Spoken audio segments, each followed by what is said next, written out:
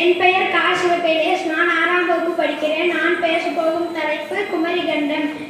கல் தோன்றி மண் தோன்றா காலத்தே வாளோடு முன் தோன்றிய மூத்த குடி தமிழ் குடி. பூமியில் அவ்வப்போது ஏற்பட்ட மாற்றங்கள் பல பகுதிகள் அழிந்தன. இத்தகைய மாற்றம் காரணமாக நீரில் மூழ்கிய முக்கிய நகரமாக பலரும் அறிந்தது அட்லாண்டிஸ் நகரம்.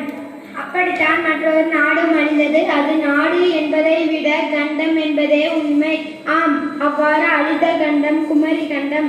இந்து மகா சமுத்திரத்தில் மூழ்கி குமரிக்கண்டம் அழிந்ததாக வரலாற்று ஆய்வாளர்கள் பல்வேறு சான்றுகளுடன் நிரூபிக்கின்றனர். குமரிக்கண்டம் கற்பனையா உண்மையா? குமரிக்கண்டம் கற்பனை என்று சொல்வரும் உண்டு. இந்தியாவின் தெற்கு என்னும் பெரும் நிலப்பரப்பு இருந்தது. அங்குதான் பண்டைய தமிழர்களின் நாகரிகம் தொடங்கியது. தென்னாப்பிரிக்கா, ஆஸ்திரேலியா, இலங்கை, இந்தியா மட்டுமல்லாமல் ஆப்பிரிக்காவின் மடாஸ்கர் ஆகிய நாடுகளிலும் ஒருங்கிணைத்துக் கொண்டு குமரிக்கண்டம் இருந்திருக்க வேண்டும் என்பது ஆய்வாளர்களின் கருத்து. பாண்டிய மன்னர்களின் ஆட்சி இருந்ததாகவும் பழங்கதைகள் கூறுகின்றன.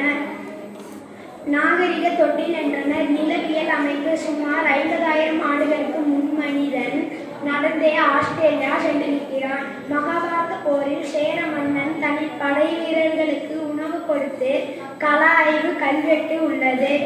கடலில் தட்டையான மணல் மேலே உள்ளது என்பது டார்வின் கூறுகிறார். உயிரினங்கள்